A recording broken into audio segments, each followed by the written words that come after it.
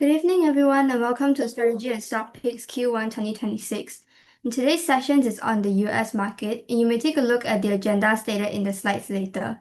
Also, to not forget that we have a special giveaway this round, so you just need to scan the QR code now on the bottom left corner to follow our TikTok account. Then read the instruction on post caption to win home a Sony noise cancelling headphones.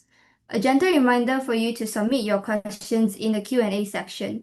You may also upvote other participants' questions.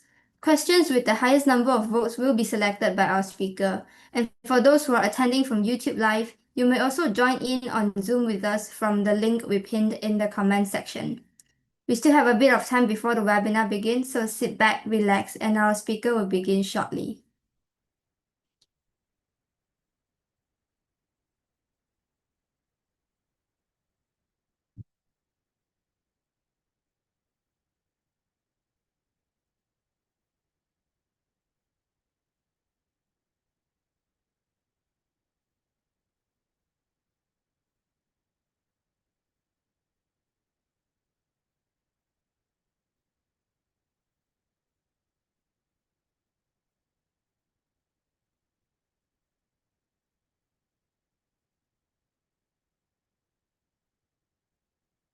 For those of you who just joined in, a gentle reminder that you may submit your questions in the Q&A section during the session and also upvote other participants' questions. Questions with the highest number of votes will be selected by our speakers to answer them.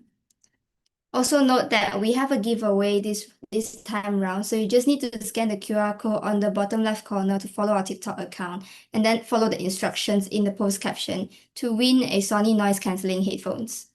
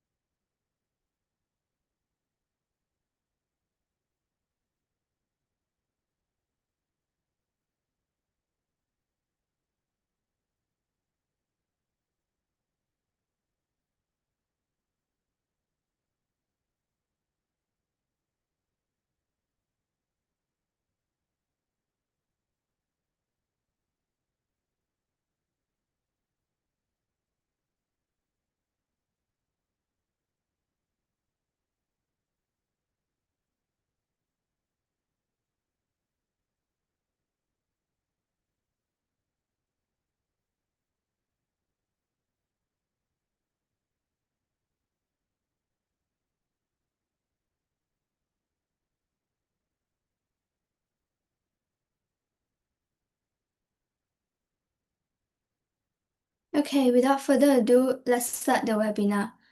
Team, you may take over the screen. Thank you.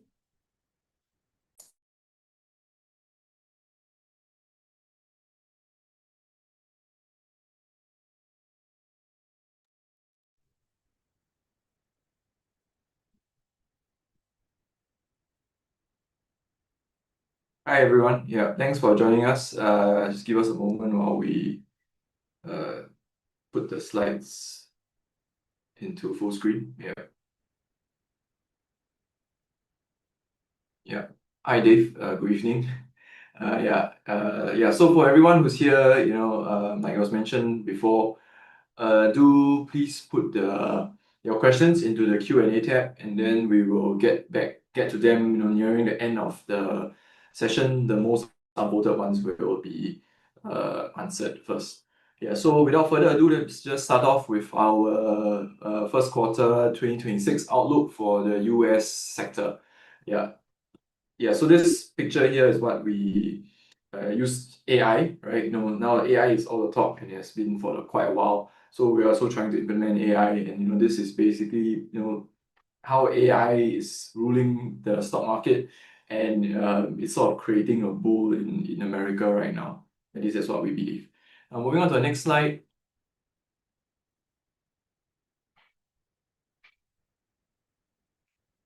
Next slide, please. Thanks.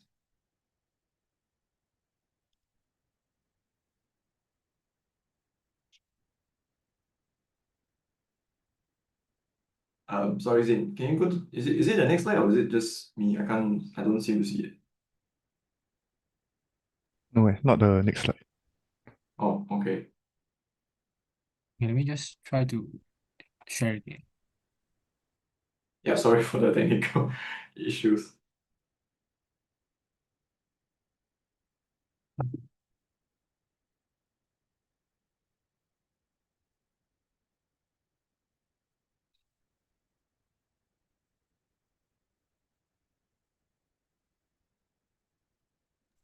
Is it showing the disclaimer now?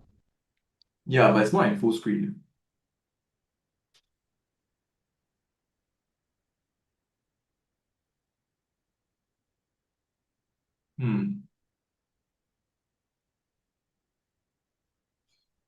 Okay, yeah. Okay, yeah. So this is just our usual disclaimer. Just to note that everything that we have here is all from public sources. So if you want to make before you make any financial decisions, please ask your financial advisor first. Yeah. Next slide, please.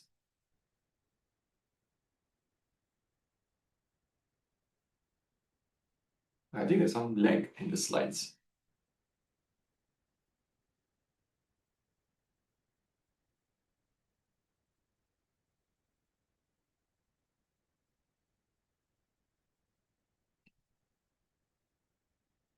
Is it showing the next slide already? No, it's still in the disclaimer page.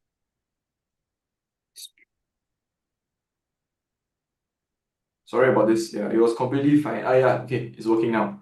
Okay, yeah, so for content-wise, we'll be going through the fourth quarter performance review, and then we'll be looking at our different sector teams.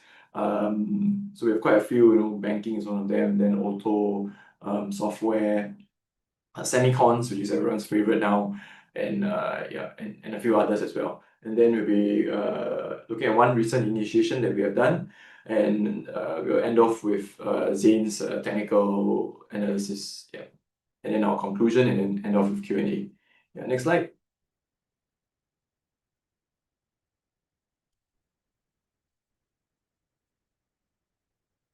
Yeah, I think it's something wrong with this sharing. Oh, okay, yeah, it's very slow, I guess. Yeah, anyway, so we'll just do a quick review of the fourth quarter market performance.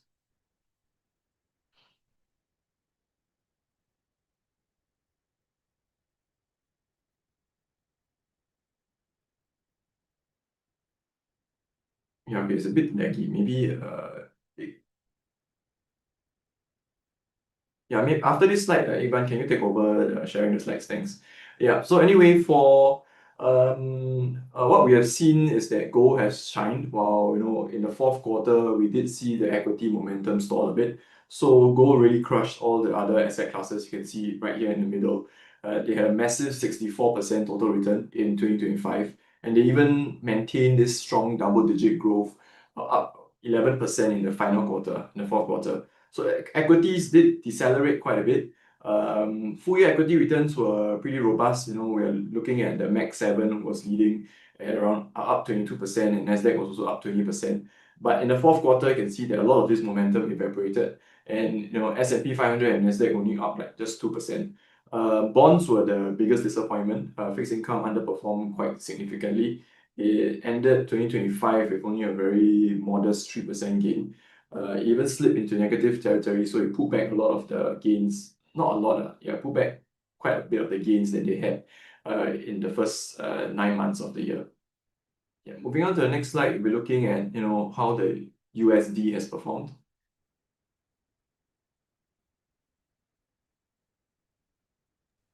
Yeah, sorry. Yeah, so this chart basically illustrates the US dollar's varying performance against many of the global currencies. For example, euro, pound, yen, renminbi, and Sing dollar. So the US dollar did strengthen against all of their peers over the full year, and the most significant appreciation was against the euro and the pound. But a lot of the gains from the US dollar was really concentrated in the first half of the year, so it posted quite strong gains across the board. But in the fourth quarter, that's where we saw a lot of these reversals, and where the USD did falter quite a bit. So it did slightly against the European currencies, and also a very sharp correction. You can see right in the center here against the Japanese yen, which erased most of its early gains. So year to date, for 2025 is actually essentially flat. But they did continue to make some modest gains against the renminbi and Singapore dollar. Now moving to the next slide, we'll be looking at the MAX 7. So MAX 7, I would say all the MAX 7 counters are somehow or other led or by AI, right? So the contribution to the S&P 500 is very important, because it just shows how much big tech plays a part. So the MAX 7 share of S&P 500 did climb to roughly around 35%. That's where it peaked, and led by this sharp AI resurgence by Nvidia, Microsoft, and Meta. But it was, a lot of this was punctuated by quite significant volatility, especially you look at 2022 from the rising interest rates, and then more recently there was this mild pullback linked to when Trump did the April, he did his usual stuff. But what's happening now is that the concentration did fall off from the peak because a lot of investors rotated into the broader market and value stocks. And I think a lot of them also, near the year end, they took quite a bit of profit as well. And we also believe that it's driven by the normalizing AI earnings growth and also resetting valuations. Now, in the next slide, we'll be looking at the valuations, since I did speak about it. So despite a lot, like the dominance that the MAX 7 stocks have, they are actually trading at a forward PE of only 30x. So this is still below their long-term historical average of 31x.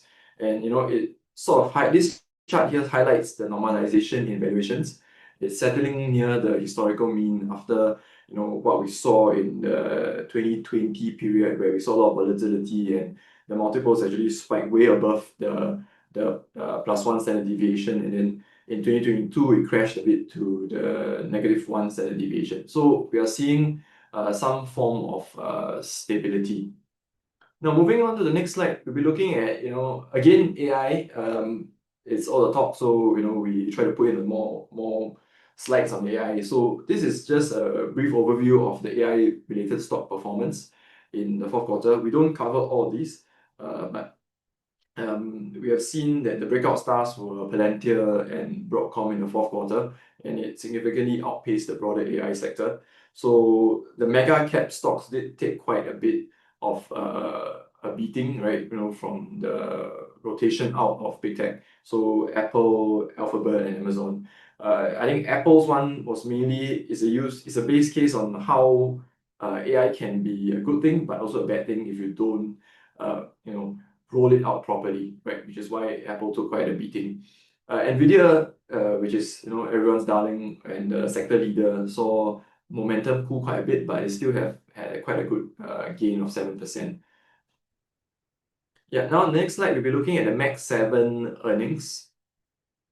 Just a very quick recap. So for the quarter ending September 2025, they delivered a very strong set of results, except for Tesla.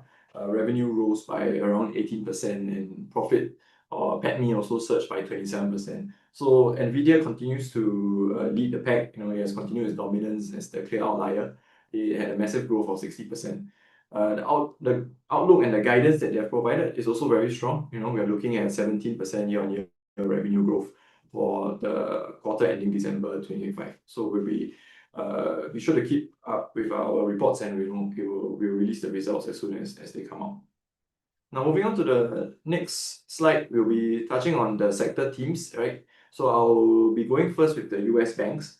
Our title here is, can the Goldilocks 2025 exit be sustained? So we believe that the setup for 2026 is one of the most constructive that we have seen in at least the last 5 years, so since 2020.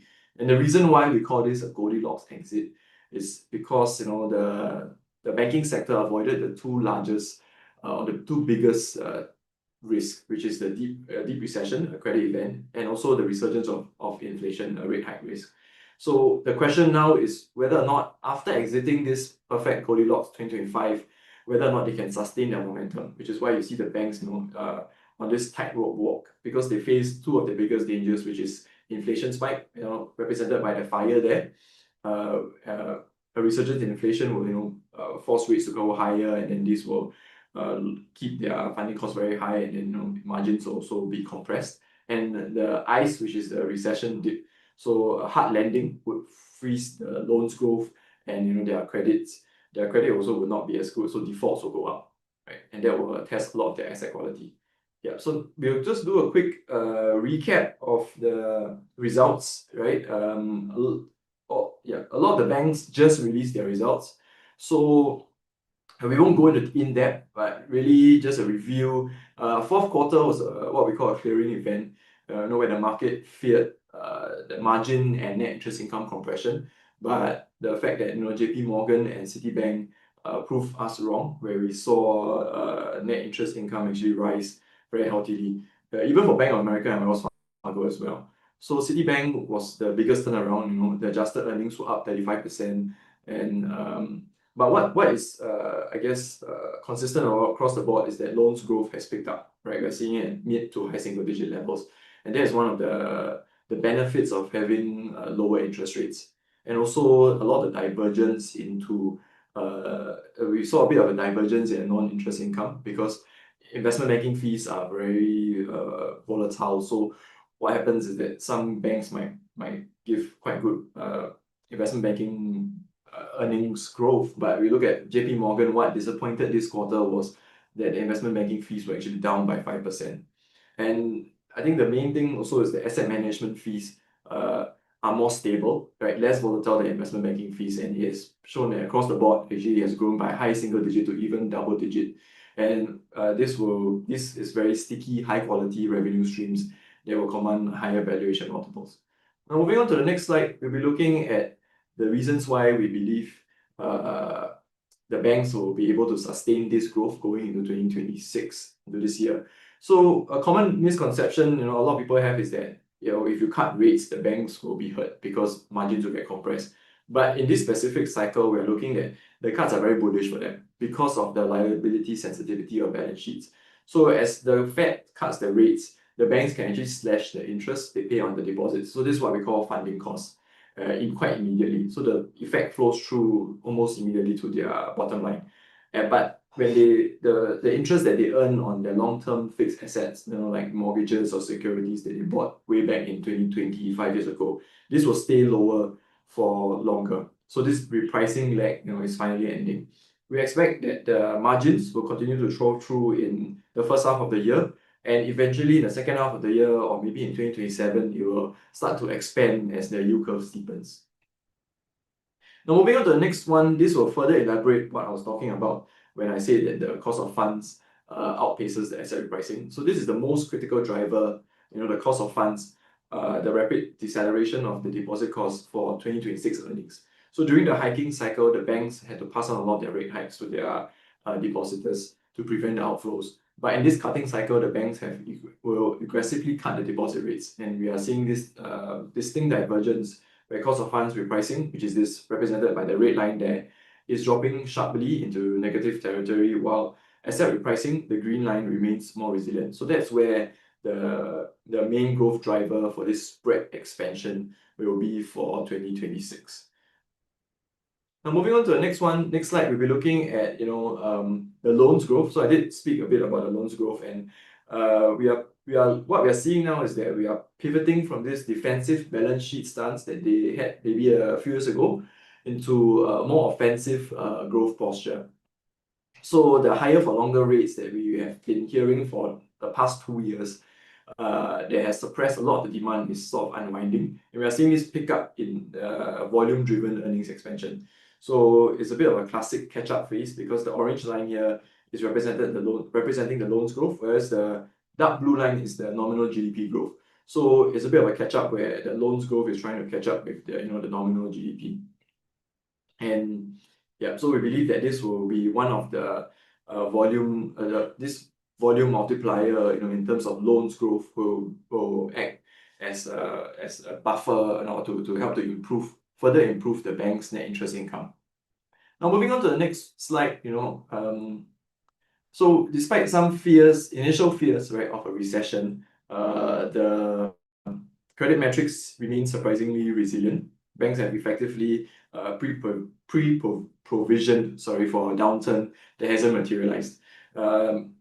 Similarly, in Singapore, right, the banks are putting a lot of provisions, and you can see that their reserve coverage ratio is around 180%. This is way above the pre-pandemic levels of around 140 to 150%. So this implies a quite big buffer against potential net charge-offs. For 2026, we expect that the provisions expense will flatten because they really have built up such a huge coverage ratio. So if a soft landing is achieved, the best news is that we will see some reserve release in the second half, closer to the second half of the year, and this will directly flow back to earnings and EPS. But in the worst case scenario is that the stability of this ratio cap at high levels will sort of see that credit costs will not be a drag on earnings, and it will remove the biggest bear case, the biggest fear that most people have with the banking sector. Now, moving on to the next slide, we'll be looking at the biggest news that to come out from the US banking sector, and it has to do with Donald Trump, which is the 10% credit card interest cap that he wants to put across the board, right? And what it shows is that it really has a very big disconnect between the market realities and policy, which is the 10% cut. So they are currently hovering around 21%. And if you bring it down to 10%, you're basically halving what the banks would make. And it's not like the spread that they get is very big, because the spread that they have is meant to cover funding costs and charge-offs. So if they were to cut it down 10%, it will effectively make the unsecured lending or credit card loans unprofitable. So what we'll see is that banks will likely slash a lot of their credit limits.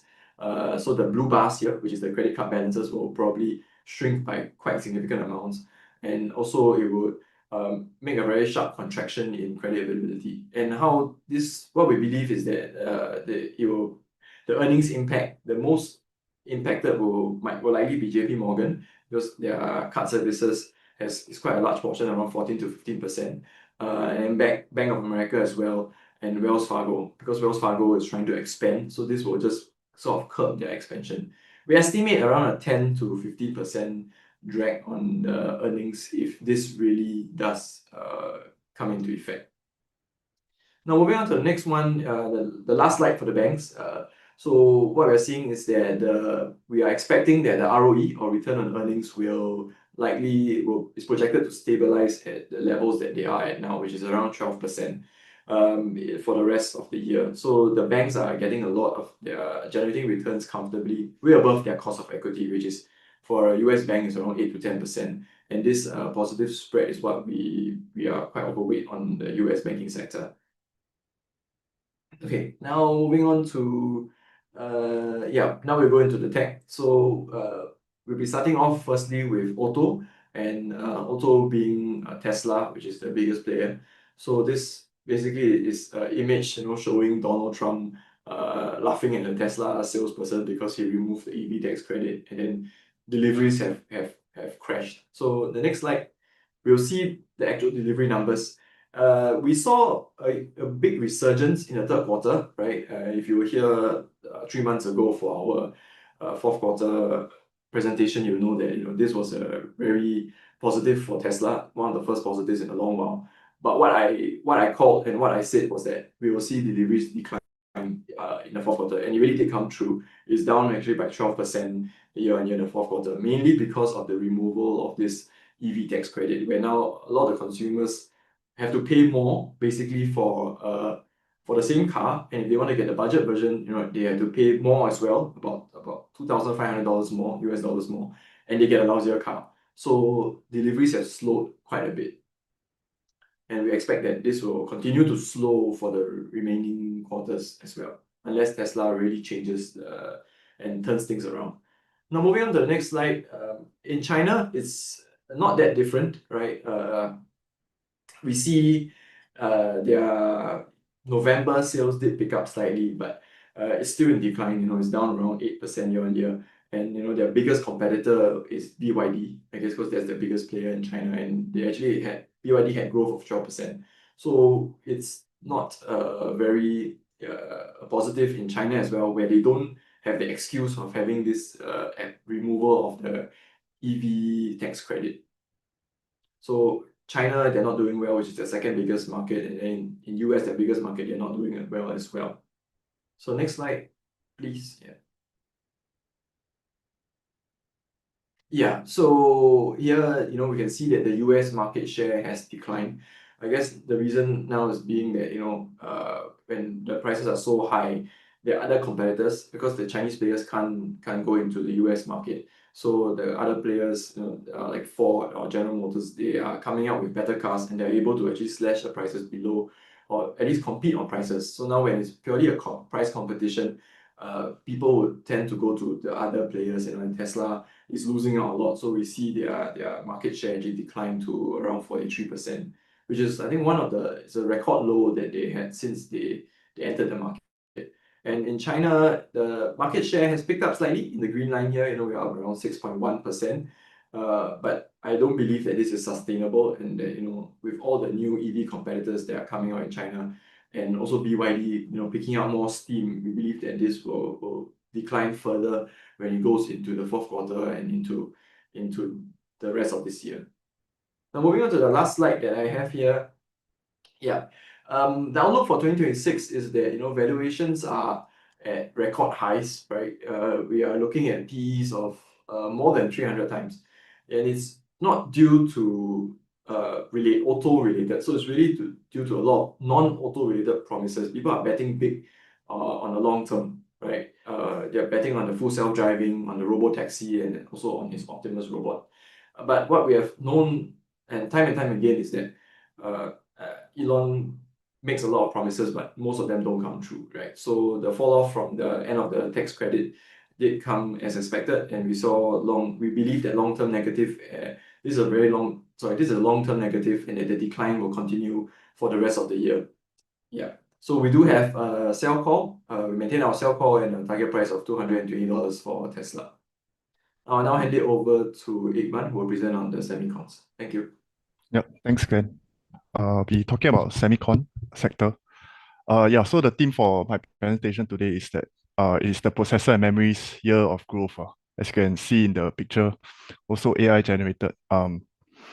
Mainly the leaders we see this year are the GPU system producers, NVIDIA and AMD, and also the memory players, SK Hynix, Samsung, and Micron.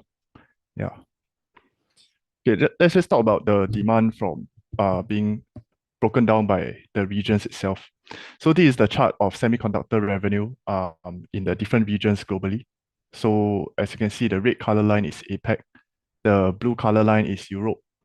So in recent months, we have been seeing an acceleration in terms of revenue year-on-year growth in APAC as well as Europe. Europe previously it was in the negative regions below 0%. And then recently in September onwards, it has been accelerating. And this is because the Europe region also includes UAE as well as Saudi Arabia. So I think it's because of the recent deals that Saudi Arabia and UAE made with NVIDIA. For NVIDIA to provide the 20 and 10 billion contract value worth of GPU to those regions. That's why Europe has been seeing an increase in an acceleration in revenue year-on-year growth. And apart from that, the European Union has also budgeted $20 billion to set up 4 AI gigafactories, and that is also, I do believe that has also contributed to the resurgence in terms of revenue year-on-year growth. In terms of APAC, why was there an acceleration of revenue growth? I do believe that is because it comes mainly from the memory players. For example, Samsung and SK Hynix. Yes, because of the shortage of memory chips, the memory chips prices has spiked, and this has led to revenue acceleration in these companies, as well as Taiwan's TSMC as well. Yeah, so talking about memory chips, I think there's a lot of attention here recently. So this chart, the red color bar shows the inventories that memory players have, and then the dark blue color line shows memory customers' CapEx itself. So we do see a slight negative correlation between the inventory as well as CapEx. And we do observe that inventory has been declining for 7 consecutive quarters itself. So currently it is at the lowest level since 2021. And because of this shortage in memory chips itself, there has been a spike in terms of high bandwidth memory chip prices as well as DRAM memory chip prices. And this has been driving the growth in revenue for memory companies. For example, Micron, SK Hynix, as well as Samsung. And as you can see, the dark blue color line is still experiencing growth. The memory customers are still increasing their CapEx. So names like, for example, NVIDIA's CapEx as well as Apple's CapEx, they are still ramping up to build up their chips. So memory players are still expected to benefit from this increasing CapEx from their customers. Okay, so if we break down in terms of their revenue itself, this is the chart. As you can see, in terms of revenue itself, it's quite cyclical. For example, for each boom cycle, it will last about 1 to 1.5 years. For each bear cycle, is also around that period of time. Yeah, so we are seeing a renewal of boom of upcycle from third quarter onwards, and we do think that this upcycle will continue for the next few quarters. As you can see, Samsung, it has briefly entered a negative territory in second quarter 2025 itself, and that is because I do believe that their chips are being designed into NVIDIA's H20 chips, which are being sold to China. So as we know, last year when China banned the H20 chip sales, Samsung took a hit in terms of their revenue. But right now, we are seeing all 3 companies' revenue increasing year on year because of this shortage in memory chips, which leads to their spike in memory chip prices. So if you're wondering which companies you should invest in, I think this is a kind of a breakdown in terms of their valuations. It's a bit hard to look at PE valuations because for some years the earnings will actually swing so much that it will go into negative territory. So in terms of PE valuation, it's very hard to look at the historical cycles. But if you look at in terms of price to book valuations, this is the breakdown of the historical price to book valuations across the 3 different memory companies. I do think that currently it is I think overall memory companies are considered expensive now today. For example, Micron is trading at a 3.7 times price to book, which is above their 2 standard deviation of 2.9 times. And for SK Hynix, it is trading at about 2.7 times price to book, which is also above the 2 standard deviations of 2.2 times.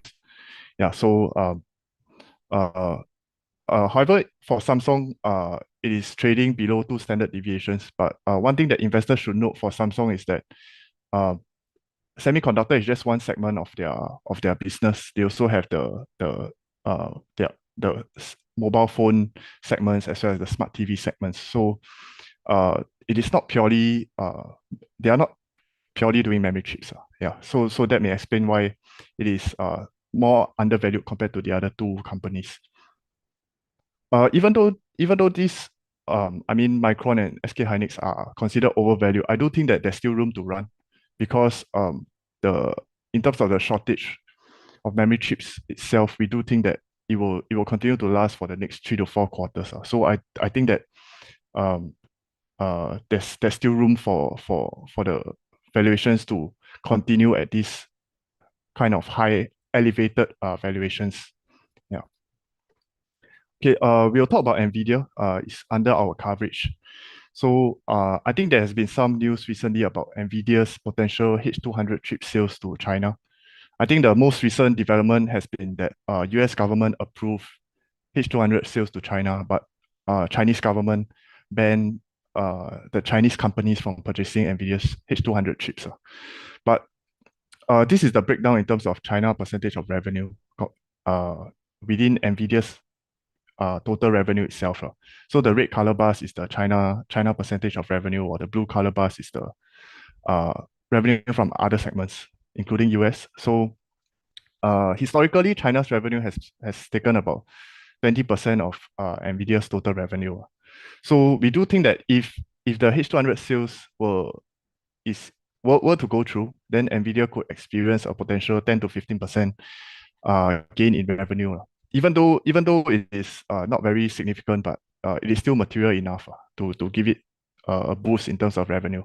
Yeah, so this is I think hopefully an easier visualization of China's percentage of breakdown of revenue. For Nvidia's call, we have a target price of 200. Yeah. In terms of AMD, also under our coverage, we do think that it is still continuing to gain server as well as PC CPU market share from Intel. In this chart itself, it is the total revenue breakdown of Intel as well as AMD. Even though it is not a very accurate proxy in terms of CPU market share, because they are also involved in other segments such as GPU for AMD. We do think that AMD is still gaining CPU market share from Intel. As you can see from fourth quarter 2022 onwards, AMD's market share has been accelerating, whereas for Intel, it has been declining. So we do think that for the most recent quarter, third quarter itself, AMD's estimated market share is about 37%, whereas for Intel, it is about, 37, yeah, correct, 37%, whereas for Intel, it is about 63%. Yeah, so this market share has increased by about 6% since last year itself for AMD. Yeah. And we do think that going ahead, we do see higher demand for AMD's GPU, especially after OpenAI has signed a contract with AMD to build up about $1 billion worth of their GPU itself. We do think that this is a sign of endorsement from a very recognized AI company, and we do think that more contracts will follow suit. And there has been more contract coming up to AMD. For example, Oracle's contract, as well as Anthropic's contract. Yeah, so we have a accumulate recommendation for AMD. Our target price is $280. Yeah, so that's all from my end. I'll hand over to the next speaker. Thanks. All right, thank you, Iqbal. So I'm presenting for the software and the cloud industry. Right, thank you. So the theme for the software would be that the cloud players, we are more focused on that. Like we see that they are taking the lead in terms of the growth, right? We see that while many of the software companies are only growing at a single-digit growth, but they are on the other hand rallying, that the growth is like double-digit and more than that. So it's like a race and the cloud is taking the lead. Next slide, please. All right, so this is so this is a slide that's showing the cloud providers' revenue growth rate year over year. So we do see that so you got the players like Amazon, Microsoft Azure, Google Cloud, and Oracle AI. Also on the other hand, like total aggregate growth rate of their cloud providers' revenue. So the reason of why these cloud providers are growing so fast is because with the surging AI demand, which more larger enterprises are using artificial intelligence. Nowadays, you are seeing it everywhere. So they would need cloud for that, like intermediaries for them to supplying this AI. So it makes sense that growing AI would comes with a growing cloud demand. So this is cloud providers. We see it as one of the main beneficiaries from this theme of AI growth. So you see, so some of the largest players will be Amazon and Microsoft Azure. Amazon has remained the largest growth, remained the largest market share of the cloud providers, and Microsoft Azure is the second largest. So while you see what the interesting thing is that although they are already the largest, you see the dark line is still accelerating. So even when you are already the largest, the revenue is still growing and accelerating for both Amazon and Microsoft Azure. And on the other hand, for Oracle's and Google Cloud, they have a little bit smaller market share. So that's why you see faster growth rate. So like for Google Cloud, they are growing faster, accelerating at like nearing 40% growth rate. That's because of the recent TPU, which is a cheaper infrastructure. And then you get OCI, Oracle Cloud Infrastructure, which is the fastest growing is because of their exploding AI-driven backlog, right? Yeah, next slide, please.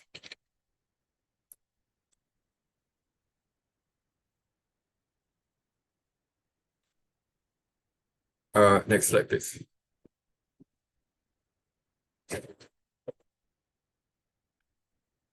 All right. So this is one of our coverage which is the Microsoft.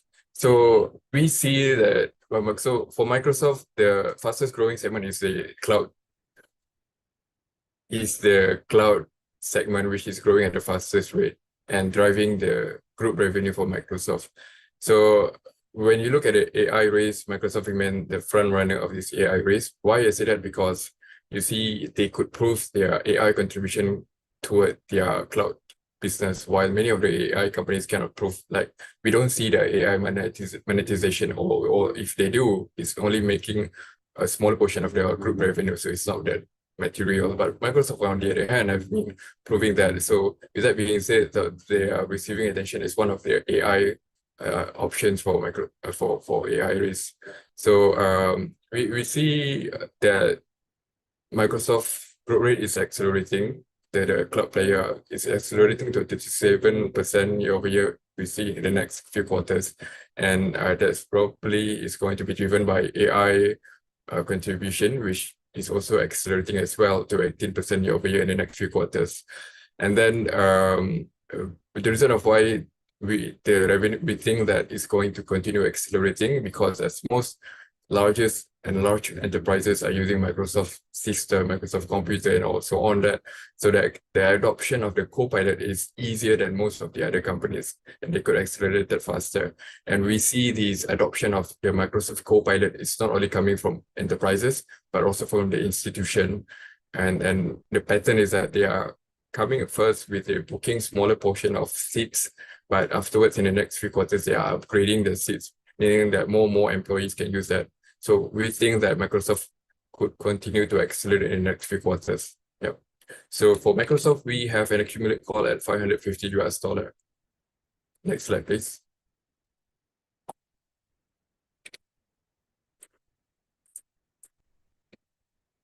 So this is the Oracle. So we like Oracle because of their cloud infrastructure business segment. So and which is recently have been expanding compared to the other business segment, and is the growth driver we think moving forward. So as you can see from the chart, the Oracle cloud infrastructure is expanding, is making more than 27% in the next few quarters. And then so we think that Oracle has diversified orders beyond just OpenAI. They are remaining in the recent quarters, their book order, which is their RPO, is at 523 billion, and OpenAI is making up about 300 billion of that order, about probably half of their order. But we also want to point out that the orders is not only coming on only from OpenAI. There's also other major deals coming up from the outside, like Meta, Nvidia. Even in the recent few quarters, they highlighted that they have about 68 billion of deals coming from Meta and Nvidia. So those orders is about 10% of the revenue coming from them.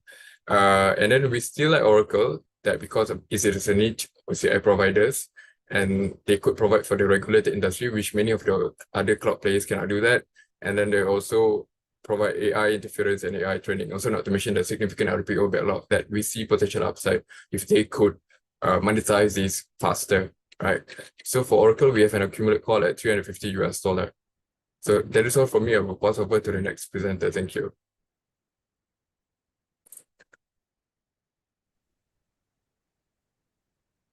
Good evening, everyone. I will be presenting for digital advertising.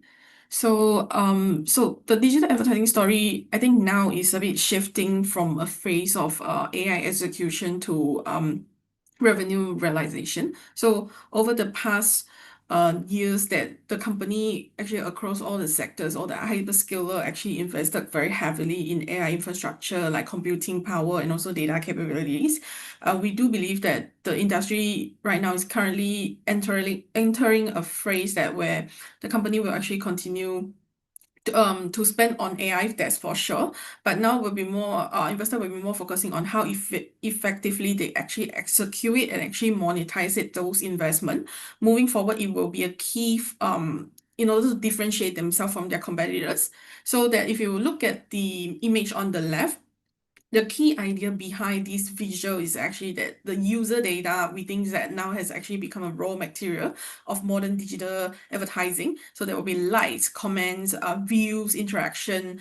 They will be constantly being analyzed by the AI system, by the social media platform in order to classify the user, in order to predict the intents and also in order to deliver more relevant advertising. So, and in doing so, platform actually will be increasingly able to turn off this engagement directly into their revenue. And then in the photo, you can also see that there is a person in that. It should be a presence of Mark Zuckerberg. And then it kind of like reflects a little bit of Meta long-standing focus on automation and personalization at a very massive scale. It's kind of like reinforce the strategy of using AI to improve not just the user experience, but essentially to have a better advertisers returns as well. Next slide, please. Thank you very much. So when the platform started to have a deeper understanding of the user behavior, monetization will become more efficient. That should be expected. So we think that this shift will be very clearly visible in ARPU, which is also known as the average revenue per user, which kind of like highlight the meaningful differences in monetization string across all the social media platform. So if you look at the blue color, which is Reddit, this is a very good example that they actually improve their monetization efficiency. You can see that their ARPU is currently remain lower in absolute term, but it actually grows the fastest among peers. It's around 40% growth compared to 2% and 5% to Snapchat and Pinterest, and increase to around like $5 by the third quarter. So this improvement is actually driven by a better native ads. They continue to have a better product improvement, and Reddit has a very strong community-based targeting, and also at the same time that they have an increasing contribution for the data licensing agreement with OpenAI and also Google. And moving forward, if you look at the one on the red color, the Meta actually remain a very clear benchmark. The ARPU actually risen from around $6.5 to around now it's around like $15. So it's very supported by the very deep engagement and so increased effective AI-driven targeting across the roughly 3.5 user ecosystem. But then in contrast, you can also see that Snapchat ARPU actually reached around like $3 in the third quarter. This is growing around like 12% year on year. It's because there is some ad format limitation, and also there is a demand volatility for Snapchat. And then for Pinterest, the global ARPU actually stands at about like $1.7, and it kind of like marking a very large regional divide, because in the US and Canada, the ARPU actually is very healthy at around like $7.6, but the amount is very diluted by the international user base, where the ARPU remain really low, around like 21 cents. So that in this chart that you can see that moving forward, the company will actually turn user and data into growth, but overall Meta actually sets a monetization ceiling. But then Reddit, we can see that it's catching up because of their product lead improvement, while Snapchat and Pinterest actually continue to show some structural challenges in order to scale their global user base and in order to monetize it. Next slide, please. Thank you. So turning specifically to Meta, we actually do believe that the investor attention has been a little bit too focusing on the very high capex of that. It kind of like overshadow a little bit of their strength in their core AI-driven advertising business. So despite a very significant in the AI-related spending, Meta actually continue to generate a very strong operating cash flow. It's kind of, we think that it highlights the resilience of the fundamental, which is their core advertising business, and the engagement across the Meta family of app actually has continued to grow since the AI investment ramp up. And we also do see that the ad pricing has trend higher as well. And we think that it reflects a very improved relevance and so better conversion for the advertisers' return. I mean, even like I mentioned before during the ARPU slides, even for Meta scales that their ARPU growth is around like 18% year on year. But their user base is is very big, so it kind of remain a very powerful earning levels as well.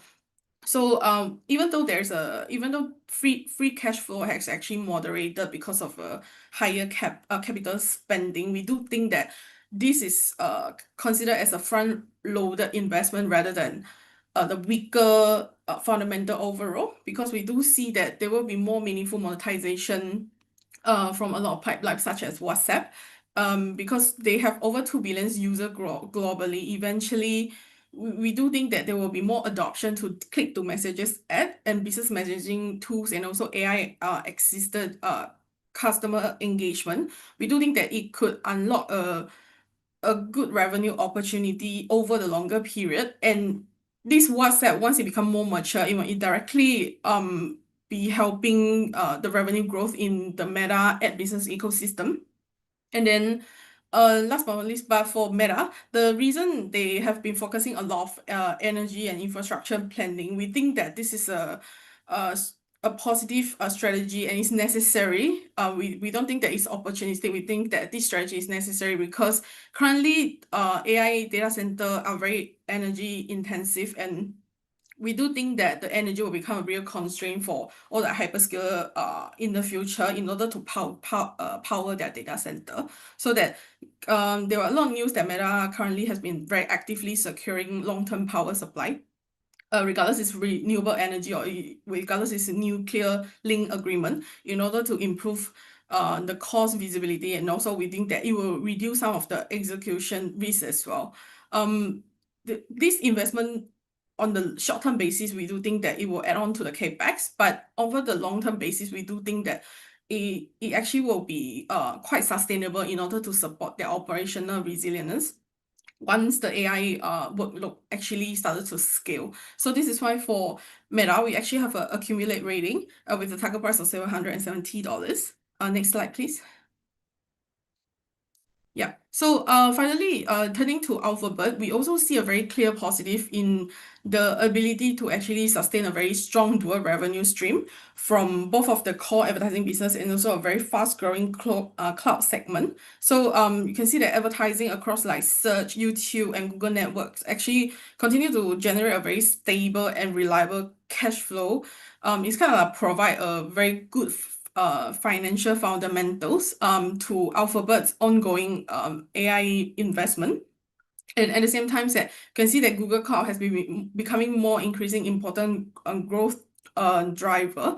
And then we think that this cloud momentum is kind of being driven largely a lot by enterprises' demand for Gen AI services. So from their last earnings calls, that they mentioned that around 70% of their Google Cloud customers actually using a Gemini-based product, which is like Gen AI-based product. So it's kind of like helping AI-related cloud revenue more than double year-over-year as well. And most importantly, this is not just infrastructure growth, and then Gemini is currently very deeply embedded across Google Cloud services. It kind of like strengthen offering in data analytical and also like developer tools and in terms of the enterprises side. And then we think that beyond the enterprise, that because that there is a constant integration of update of Gemini model and being integrated to their consumer product, which is search, these AI power features such as like AI overview and also AI modes actually helps to drive the higher queries volume and also helps to have a deeper engagement. So that it will actually helps Google that to reinforce the advertising position, that because search behavior will become more conversational, so that you can use that to train their LLM in order to have a better ad targeting capability. And then looking ahead, that recently there is a partnership between Alphabet and also Apple to integrate Gemini into a revamped Siri. We think that it's kind of like added a meaningful long-term opportunity. Maybe on a short-term basis, the impact will be quite modest, but we think that the deal will generate an incremental licensing and cloud usage revenue, and we think that it could scale into a high margin stream over time because of their Apple massive install device base. And then another thing is, once Alphabet will be, over the long-term basis, Alphabet will be able to collect quite a lot of user data in order to train their LLM to improve their advertising business as well. So overall, Alphabet has a very resilient advertising core and has a very expanding cloud business. And all of this growing AI partnership position, everything is that it will going to be positioning well for Alphabet to monetize AI across enterprise and also consumer channel over the long-term basis. So this is why for Alphabet, we actually have a buy rating with a target price of $340. And that's all from me. I'll pass the time to Helena. Thanks very much. Thank you, Serena. Good evening, everyone. So I'll be covering the next sector theme, which is the e-commerce. So like the title suggested, we say the consumer spending is flat. So we're in a period where consumer spending is no longer a growth tailwind. And at the same time, because we have the tariff and the trade barriers, they're definitely adding more cost pressures to the sector. Moving on to the next slide. So this chart shows the US retail sales growth year on year. So after the post-COVID rebound, the spending has flattened out. Since 2023, the growth has been largely in the low single digit. The latest growth is 3.2%, which is barely keeping up with inflation, which is 2.7%. So in real terms, it's meaning this is telling us that the consumer purchasing power is stagnant. Consumers, they're spending more dollars, but they're actually purchasing, they're not buying materially more goods. So this is the macro backdrop for e-commerce today. A very flat demand. There's no volume-driven growth and very limited pricing power. Next slide, please. So in practice, we're already seeing the tariff reshaping the behavior across the e-commerce. Low-cost platforms like Shein and Temu, they're seeing double-digit drops in the US sector and also weekly engagement. They're also trying to cut back sharply on their advertisement spend in the US in order to preserve their margins. And some sellers, they have stopped direct shipping from China into the US entirely. And a large share of the brands, they have raised their prices to cover the higher import costs. So higher costs within a very flat demand environment definitely hit margin directly. And the weaker players, they have very little room to absorb the margin. So this is where the scale and strong logistics start to matter more and more, which brings us to Amazon. So Amazon is like all the other e-commerce players, they're not immune to tariff or flat spending, but it is structurally better positioned because it has the scale, it has the logistic network, and it has very diversified profit pool. So that allows it to absorb cost pressures better than the other players of smaller scale. So even within the chaos, their latest earning release, they reported a revenue growth of 12% year on year for its retail sector. So Amazon, they're also increasingly shifting its focus towards more affordable essentials and daily necessities. And because their logistics and fulfillment network continues to improve, they're now allowing same-day deliveries. So that opens doors for people purchasing groceries and everyday essentials online instead of relying solely on physical stores. So this sort of create an additional source of growth for Amazon, especially when the overall demand is limited and the consumers are increasingly price sensitive. And on the other side, even though more than 80% of Amazon's revenue is still coming from retail, it is actually shifting more towards a cloud business because the AWS sector has a much higher margin compared to the retail sectors. And like my colleague Fami already talked about the cloud sector, so I won't be going on into the details. But the growth of AWS has recently reaccelerated again. So we see that as a huge positive because it's signaling that whatever heavy spending they have been doing over the years, they're starting to pay off and starting to translate into the company's revenue. So overall, we're rather positive on Amazon. We have accumulated rating with a $290 US dollar target price. Moving on to the next slide. Yes, so I'll be talking about the smartphone industry. So smartphones are increasingly becoming the frontline device for AI adoption.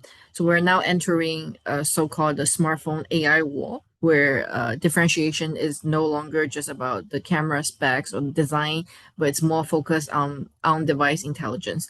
And major OEMs like Apple, Samsung, Huawei, and China Android providers, they're all raising to embed AI directly into the headset, from AI photography to real-time translation to personal assistance, content generation, and productivity tools. So AI is no longer just a software layer anymore because it's also driving the hardware upgrades. So they need more powerful chips, more dedicated MPUs, and higher memory requirements, and also higher hardware software integration. Next slide, please. So this is a graph of the global market right now. The growth is slowing, it's showing some resilience instead of decreasing further, but it has clearly slowed down compared to the earlier cycles, especially the peak in 2021. That's 4 years ago. But this slowdown, we think it's not really a sign of weakness. It's more a sign that the smartphone market is maturing, because right now the smartphones, they're significantly, they're more expensive, more capable, and they're built to last longer. So consumers, they're holding onto their devices for longer period, for more years. The replacement cycle is expanding, and the upgrades are increasingly driven by meaningful innovations rather than just necessity. So overall, the slower growth here reflects a more rational and sustainable industry, I would say. Moving on to the next slide. So this slide is showing the global smartphone market share. We can see that in the latest quarter, Apple is actually gaining market share meaningfully.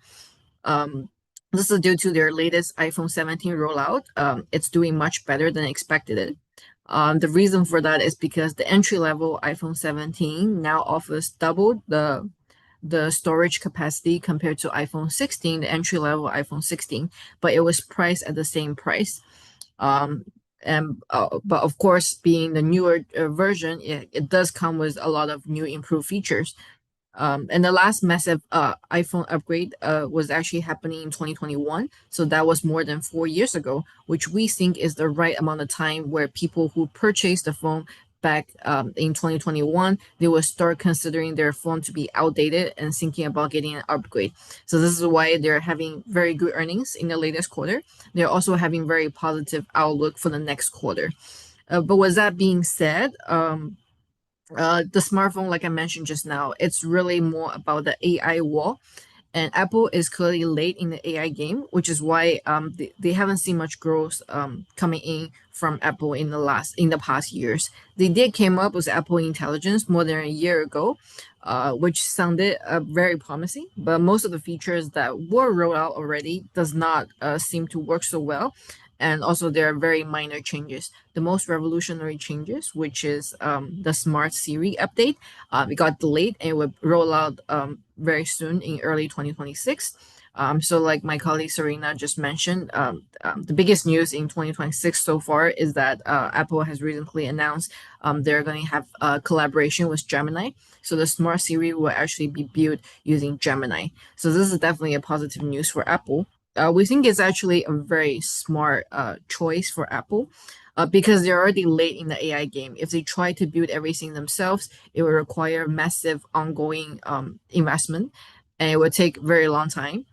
So this definitely, the collaboration, it helps Apple to close the AI capacity gap very quickly. They're taking on the role of more of a LLM distributor instead of the developer. So while they are taking the benefit, Apple is being very smart because they're still retaining control over their user experience and ecosystem. Because Apple's core principle when it comes to Apple Intelligence, their AI, was privacy first, which is why most of the AI processing is still going to be done on device or within Apple's own cloud infrastructure, not fully on Gemini. So that kind of appeals to consumers who are very cautious about their privacy. But I think so far, because the Smart Siri hasn't rolled out yet, so we're still keeping a close watch. Currently, we have a reduced a recommendation with a target price of 230. I think that concludes all our sector themes. Now we're gonna move on to the next theme, which is our reason I forgot to change the slide. Yeah. So next slide, please. We're moving on to the initiation. So we recently initiated coverage on the Walt Disney Company. Next slide, please. So a little bit of background. Yes. So Disney is a very well-known company. It is a leading global entertainment company headquartered in the United States. It has a market cap of approximately 200 billion US dollars. So Disney actually operates in a highly diversified business. So have the business lines spanning across very, very different sectors. So the entertainment segment remains the group's largest revenue contributor. It takes about 45% of the total revenue. It's driven by film, television, and direct to customer, which is the streaming operation.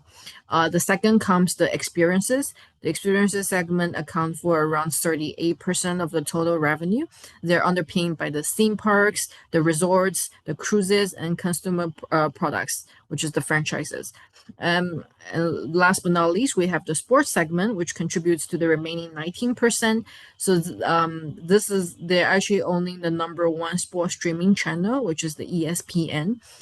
So this segment was supported primarily by ESPN affiliate fees, advertising, and subscription revenue. So what really we think differentiates Disney from the peers it has a very globally recognized brand portfolio, and so far has the #1 IP skills, which franchises such as Disney, Pixar, Marvel, Star Wars, and ESPN. So this allowed the company to really monetize its content across multiple platforms and over a very long period of time. So their breadth of IP combined with the integrated ecosystem across content, distribution, and physical experiences, it kind of positioned Disney in a very unique position within the global media and entertainment landscape. Moving on to the next slide. So the reason we like about Disney, the first reason is their direct-to-customer segment, which is basically their streaming segment, is turning profitable because they're seeing that consumer viewing to slowly migrate away from linear television. So Disney is prioritizing streaming as its core distribution and monetizing platform now. Their streaming business has turned to profitability since the second half of 2024, following several years of upfront investment. So this turnaround has been driven by strategic price increase and the rollout and the scaling of their ad-supported tiers, and also tighter content cost discipline. They're also trying to do improved bundling deal across their multiple channels like Disney Plus, Hulu, and ESPN. So the second thing that we like about Disney is, like I mentioned just now, they have the best IP flywheel. So Disney, they have the strongest and most monetizable IP portfolio in the global media industry. It's uniquely combined multiple decade franchises that appeals to across the age groups and across geographies. So they have Walt Disney Studios, Pixar, Marvel, Lucasfilm. And in 2024, they're the best studio globally and was also the largest distributor by market share. Their market share was around 21%. It is also able to recycle its IP into streaming engagement, consumer products, and peak attractions, creating a compounding flywheel. It's also the leader in the retail sales of its licensed customer products. So we believe the company, they're very well positioned to sustain long-term growth created through content-driven monetization and across its ecosystem. And last but not least, their sports and experience segments. These two segments actually provide very steady profitability. So experiences actually remains Disney's largest and most consistent operating income contributor. It takes about 57% of the total earnings in FY25, and they have a 5-year CAGR of around 16%. So this is supported by a very strong pricing power and very resilient attendance. And meanwhile, their sports segment, even though its growth is pretty much flat, but it's also very steady. It takes up about 16% of the total earnings for Disney. And even during time of streaming losses and advertising downturns, they're still able to remain very stable. So these are the reasons that we like about Disney. So overall, we have an accumulated rating with a target price of $130 US. So that is all from me. Now I pass my time to Zane. Thank you. Thanks, Hannah. With Aaron, I'll move on to the technical segment. So in terms of technical outlook, we feel that first quarter of this year, we are likely to see a breakout of a consolidation that the indices have been going through for the past 2 months. So if you look at the picture, it just shows that the bulls are waking up from their slumber, and it could be a time for them to charge again. Next slide, please. Yep. So first slide, I'll talk about the seasonal performance in the first quarter of a midterm election year. So this year is a midterm election year, and typically we tend to see a very flat kind of performance in the first quarter. So if you look at the chart in terms of the blue bar will actually show the return during a specific period, and then the orange line will actually show the percentage of the time where this period ends up in the positive. So typically we tend to see a slightly negative performance for January, usually down about 0.5% on average. And then in February it's usually a kind of flat performance, down slightly about 0.1%. And in March we tend to see a more bullish performance, averaging 1.4% of gains. And overall for first quarter, it will usually end up about 0.7%. In terms of the percentage of time is positive for January and February is usually about 50-50. March, it tends to be about 70% of times in the positive. And first quarter overall is about 45%, it will end up in the positive. Yeah, so this data is actually compiled for the last 20 midterm election years since 1946. So just something for reference based on seasonality. Next slide, please. So first one, I'll go through the technical outlook for the Nasdaq. Next slide. So overall, the Nasdaq has continued to remain in the primary uptrend channel it has been trading in. So and for the last 2 months, it has actually been consolidating in this wedge, contracting with higher lows and lower highs between 22,000 to about 24,000 for the past 2 months. So I think in the first quarter of this year, we are likely to see a breakout of this consolidation, potentially to the upside, to actually extend the bullish continuation overall. So for the potential target, we could be looking at about 25,200. So that will represent a 7.3% upside as of yesterday's close. If we take the height of the wedge consolidation and project it onto the breakout level around 23,500, about there. Yeah. Next slide. So next one, I'll talk about the technical outlook for the S&P 500. Next slide. Yeah. So for S&P 500, similarly, it has undergone consolidation since end of October. So price for the S&P 500, it was consolidating in this ascending triangle formation where the key resistance to take note was the 6,920 level, and with higher lows formed along the way from 6,600. So currently, I think we could be looking at a breakout of this consolidation to actually extend the uptrend upwards with a potential target of about 7,318. So this is taken by taking the height of the ascending triangle consolidation and project it onto the breakout point at 6,920. And this we could be seeing a retest of the overall trendline resistance held from July last year that has kept prices that's acted as a key resistance level whenever we see prices react at these trend line. Next slide. Yeah, so my last slide, I'll give the Max 7 pick based on technicals. So for this quarter, we have Alphabet. So in terms of Alphabet, we can see that it's on a very strong uptrend. I think it's the only Max 7 stock that is trading at around the 52-week highs currently. So in terms of the chart, we are seeing a very strong uptrend where it's trending higher within this uptrend channel itself that has formed since September last year. So in terms of the price action, we see some positives.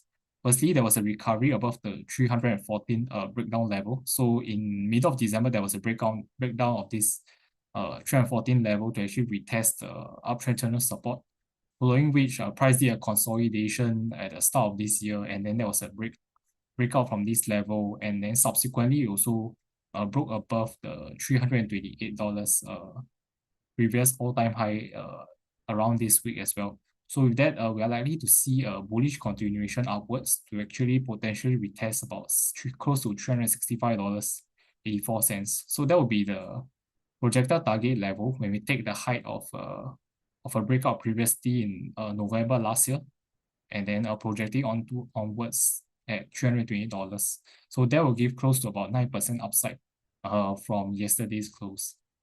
Yeah, so that's all from me for the technicals. Next slide, please. Yeah, so this table actually shows our US stock coverage list with the companies that we cover, our rating, as well as our target price and when it was published. So feel free to just take a moment to take a look at it. Yeah.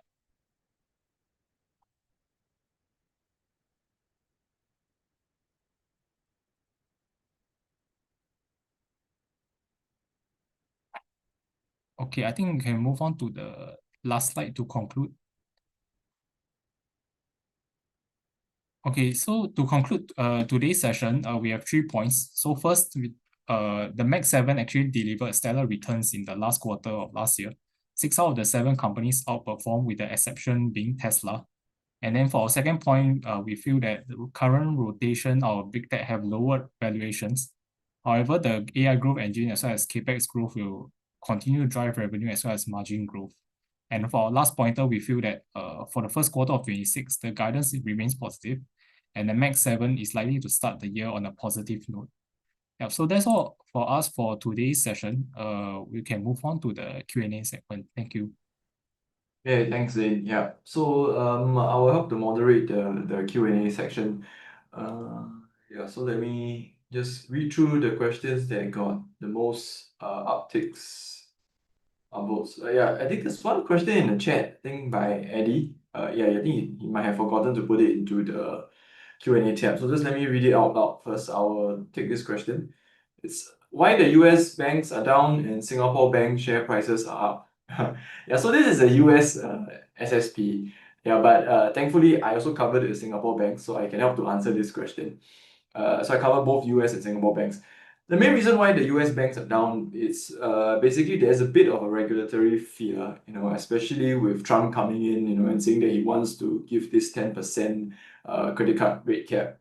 So that we believe is the primary catalyst. And then also, the earnings sentiment, it's quite positive, but there was a bit of a mix, right? Some of them did miss. So a lot of people are having their sell the news kind of thing after they rallied so strongly in 2025. So a bit of profit taking there to end the year off, I guess, and also policy uncertainty.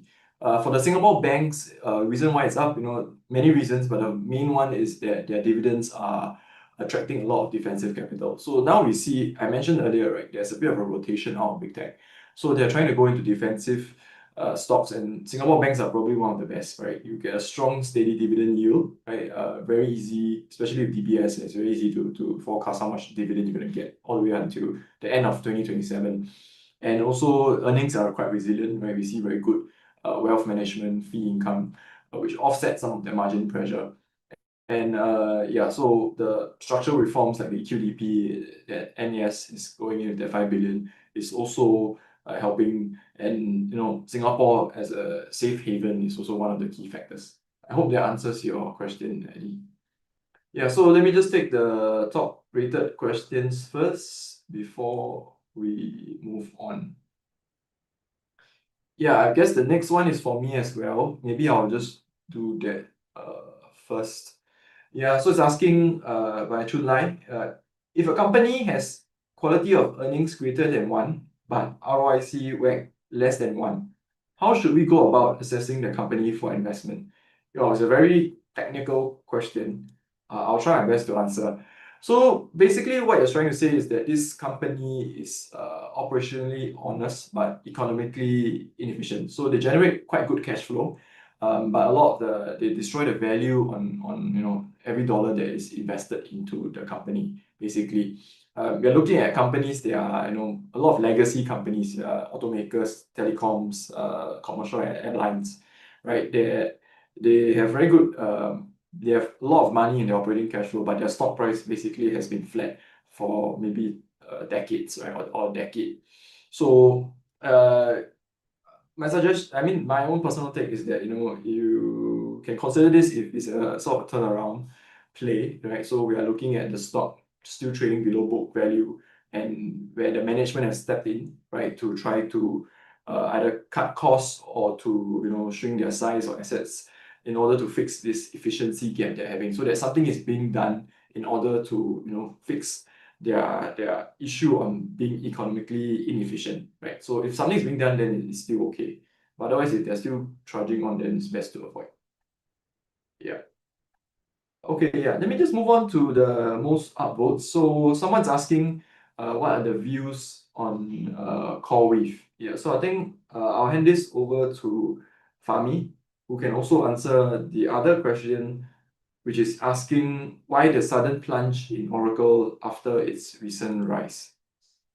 Yeah. So Fahmi, over to you for these two questions.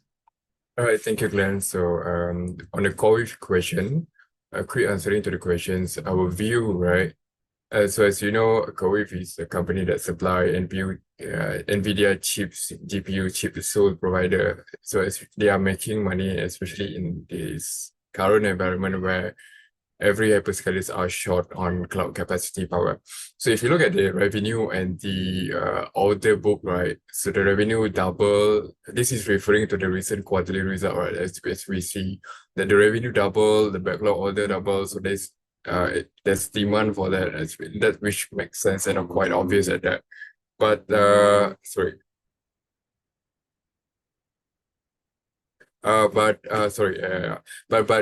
it's quite, we are quite cautious with CoreWeave. That's because if the narrative of the CoreWeave slowdown, which is their revenue come from the spending of the capex from the rest of the hyperscalers, if the narrative of the AI slowdowns or plunge a little bit like it did last time in November, so you could see rates of share price plunging as well, because the demand is essentially from the order book from the hyperscaler. So it's just like the business model that they have like solely based on that, right? So we are quite cautious on that because of that reason. And then not to mention, if you look at the income statements, that their interest alone coming from the heavy debt that they have and from the heavy capital expenditure spending is quite large.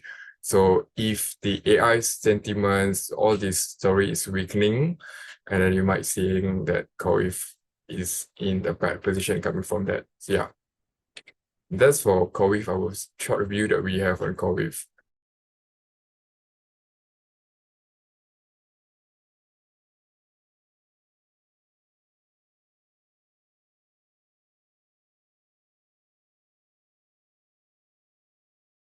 Fahmi, we can't hear you. I think you muted yourself. Very apologize, but we stopped at the CoreWeave, right? Yeah, I think now Yeah. you're talking about. All right, so now I'm talking about Oracle. Okay, apologize for. So now for the Oracle's question, what is the reason behind the share price plunge after the recent share price rise? So I think you are referring to the recent September when the share price goes up and then it goes down back in the December or November.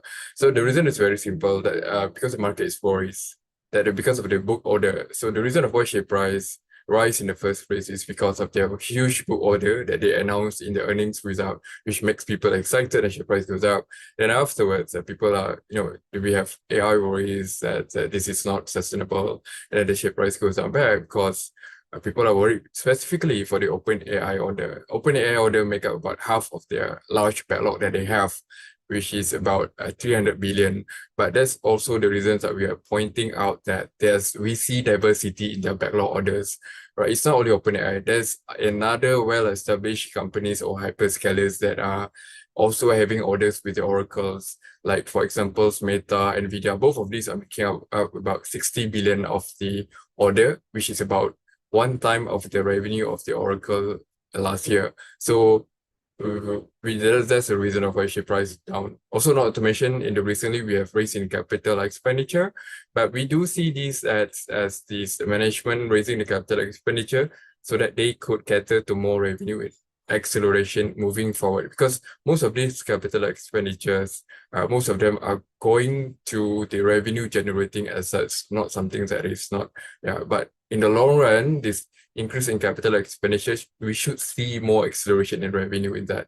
So we are quite positive on Oracle based on that reason. Yeah. So that is all for me for the Oracle question. pass over to the next colleague to answer the question. Yeah, thanks, Fahmi. Yeah, so the next one will be for Serena. Is asking, any reason for the Meta plunge? Is it in view of upcoming earnings? And I guess you can also answer the following question, which is on Google. So, how's Google's advertising revenue impacted by AI?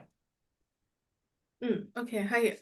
Thanks, Glenn. I think I'll start with the Google advertising revenue first because I think that one is more straightforward. So, the question is how's Google advertising revenue actually impacted by AI? So, I mean, as a user, it might not be very obvious to see directly, but the Google search product itself, such as AI overview and AI mode, are actually powered by their LM model, which is Gemini. So how it works that maybe at first that the user they will do search, and then the more queries they search, that it became a part of database that it can be used for Alphabet to train LLM in order to understand the user behavior and also preferences. So the next time that when a user is searching for something, instead of click on the website one by one to find the result, which is what we did on previously before the integration, the AI overview and actually an AI mode could actually effectively summarize the result. So over the short-term basis, they might be lower the click-through rate because people click less, but essentially it will benefit cost per click on the long-term basis because when click become more valuable, because if a user is highly interested, then they will click it, meaning that there will be a higher chance of conversion. So this is why the advertiser, they are more willing to increase their ad spend because this targeting and powered by AI is more precise and more efficient. And we actually started to see this trend in the third quarter result because cost per click actually stays very strong and is actually up 7% year on year. Even after the Gemini integration, it kind of like shows the advertisers' demand still very strong, and at the same time, it's also helped to ease a little bit of concern on that AI summary that will reduce the website traffic and also weaken the advertising's return because CPC stays really high means that advertisers actually they are very satisfied with the conversion rate. So I think this is why that Google's advertising revenue being impacted by AI. And then another question that is very high upvote by a lot of people is the second question is any reason for Meta plunge? Is it in view of upcoming earnings? I think for Meta story, when it comes to share price drop, there are two main reasons. Because of course it's because of the capex. Mark Zuckerberg has been very vocal about the money that he wants to spend in order to build out the whole AI infrastructure and ecosystem, and they have been consistently announced a lot of acquisition for the company for billions of dollars. But the thing is, when it comes to the upcoming earnings, fundamentally, I will still see a couple of key performance metrics, which I still see that there's a very strong trend in it. The one that is I mentioned it during my presentation is ARPU. And the second one is that user engagement, even for a more longer social media platform like Facebook and Instagram, they still stay really high for 5 to 6% growth. And then for the newer side, which is like a higher monetization opportunity, which is like videos and reels, it can up by 30% year on year. And they currently have an annual run rate of $50 billion. And then I think for the upcoming earnings, I will be seeing that maybe I do hope that they might have some clarification of the metaverse 30% reduction. Because if they are going to reduce the budget on it, then they actually mentions that they purchase Scale AI and Manus and they want to put their money into the core operation. I do have a positive view on it because ultimately advertising is their core operation. And then another thing that I'll be focusing on next is that they're willing to put resources on it. The next one is the execution.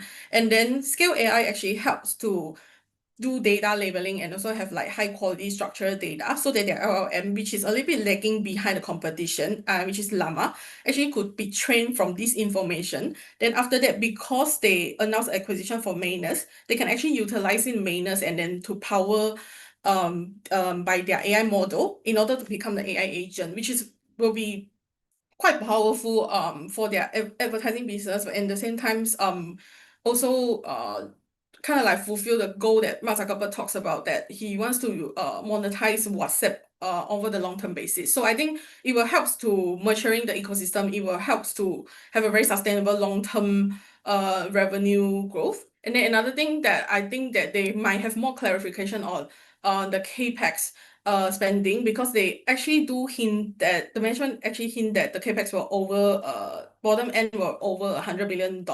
So I mean, cash wise, and we do see that, like I mentioned, the investment still reasonable, in my opinion, considering the business fundamentals still very strong. But I might expect that there will be some fundings or collaboration with other funds that actually to fund off these investments. So this is my expectation for the upcoming earnings. Yeah, I hope to answer the questions. Thanks very much. Hey, thanks, Larina. Yeah. Hold on, just let me take a look. Yeah, we do have a lot of questions on precious metals and especially silver in the chat as well. Yeah, so apologies, but yeah, we are not commodities analysts, right? So we really need to be specifically into this sector. So whatever we give the answer, I don't think it will be accurate to begin with. But what we do have is a technical analyst. So we have Zane. He can do some. I think there are some questions also asking for some TA on MP materials and also on some of the some maybe silver and gold if you can. Yeah, Zane, hand it over to you to do a quick TA. Thanks. Yeah, thanks, Glenn. I'll take over. So let me just share my screen for a moment.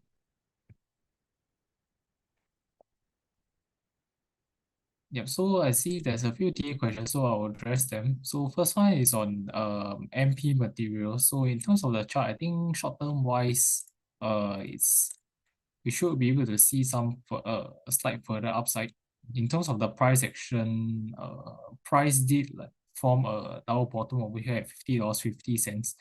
And subsequently, there was a breakout of this consolidation at around $55, which was this breakdown level. And afterwards, we can see price continue to go up higher to actually test the this range resistance at around $65 and some pullback over here. But however, I think we're still seeing some the bullish momentum taking control with the price remaining above the 5 SMA level, this blue line over here. So I think we could still see some further upside to maybe test about 75 next.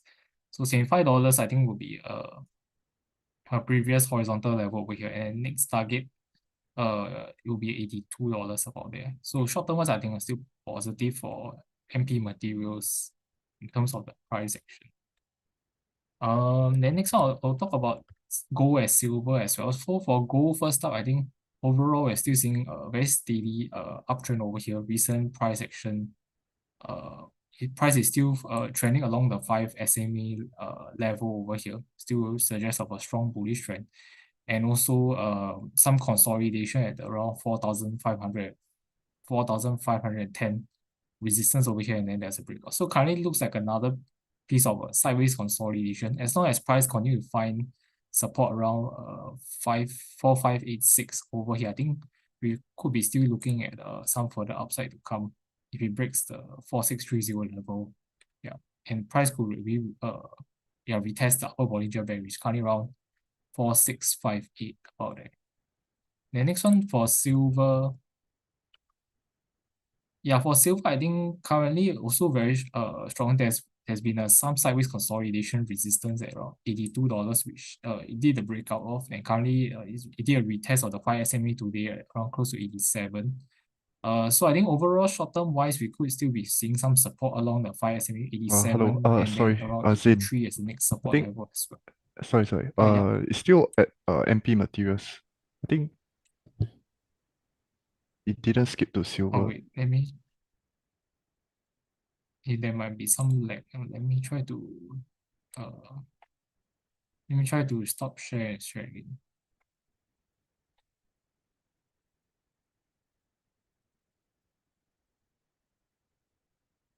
Yeah, is it showing silver now? Yeah. Yes, now it's on silver. Okay, great. Okay, so for silver, in terms of the chart, I think it's still very strong bullish momentum.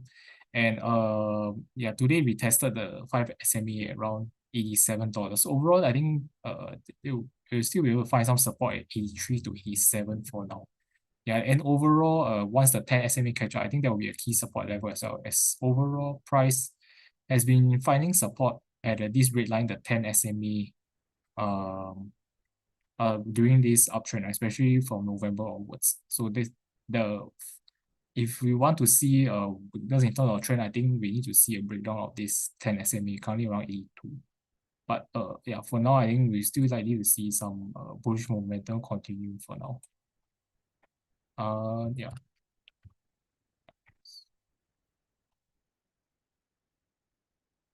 Yeah, and then this for the gold chart. Yeah, can you see the gold chart? No, yeah, Zin is still on silver. Not sure why there's an issue with the screen sharing today. Let me try to Okay, now it's on just gold. reshare. Can you see the gold chart now? Yeah, now it's Okay. on gold. Yeah, so for gold, explained earlier. Okay. Yeah, price did a consolidation at 4,510 about there, which was around this resistance, and then subsequently there was a breakout on Monday this week. So I think overall it's doing another sideways for now. First, as long as it doesn't break below this 4587, which is also the 5 SMA and the around the lows of the past 83 trading sessions, we should be able to still see some potential upside to once it can break out above 4630.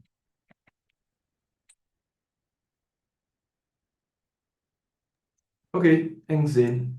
We just do, Yeah, since it's thank you. already past 9 o'clock already, we just do one last question. So Diana is asking, how about defense-related stocks?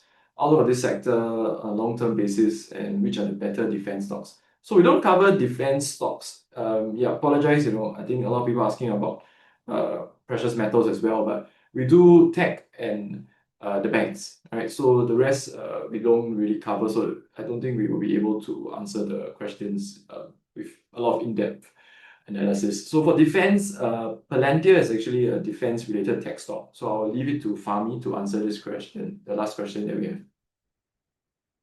Hi there. So like Glenn said, we don't cover defense, but one of the software companies, which are Palantir, is catering to the government, which is specifically the defense stock, right, as you are aware. So we do have positive outlook on Palantir, even moving forward, because some of the interesting thing with them is that they recently, I think last year, they have this what called FedRAMP higher authorization, but now they are able to process and analyze more sensitive and more classified US government data. And by doing that, now they are expanding their addressable market.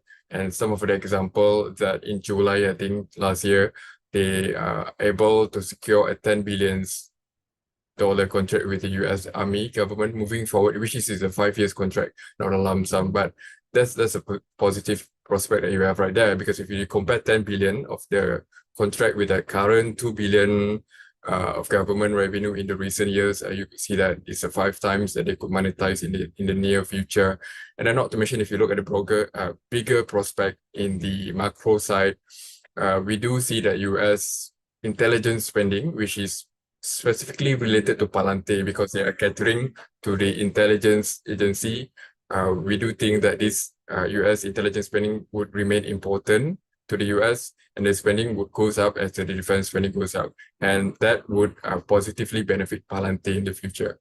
So we have positive outlook on Palantir as a defense stock. That's what we could give, right? Yeah. Yeah, that's all thanks. from me. Thanks so much, Fahmi. So we're actually past 9 o'clock already. So thanks everyone again for joining us. I think there's some questions to ask about repeating my answer. So don't worry, everything is recorded and it'll be uploaded into YouTube so you can rewatch it over and over again. So thanks everyone for spending your evening with us and for listening in, and also for all the questions as well. We hope to see you in the next quarter or on our Monday webinar. Thanks. Thank you. Thank you everyone for joining. So before we end the session, we actually have a feedback from for everyone to fill in on. Uh, so for you to receive a promo code in your inbox, there is please scan the bottom QR code and fill in the feedback form for us. So this promo code is a first come first served basis. So be sure to fill in your info accurately so we can share you your stock coupon promo code. So you will receive it within 5 working days after the event ends on 16 Jan 2026.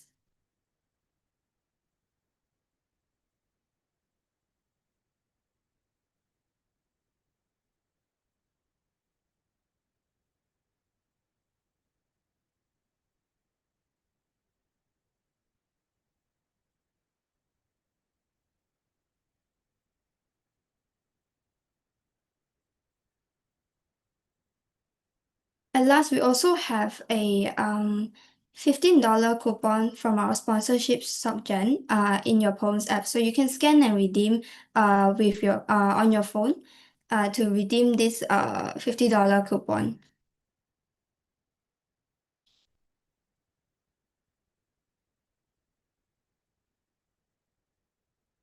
All right, going back to the feedback from QR as well.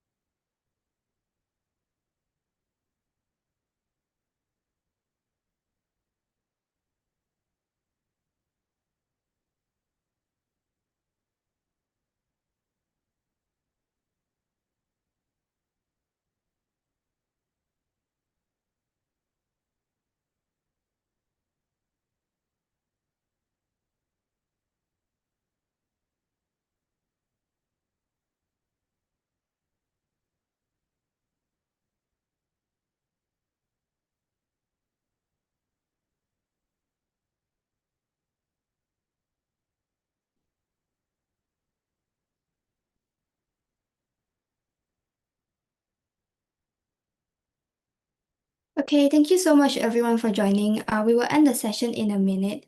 Thank you very much. Take care and have a nice day.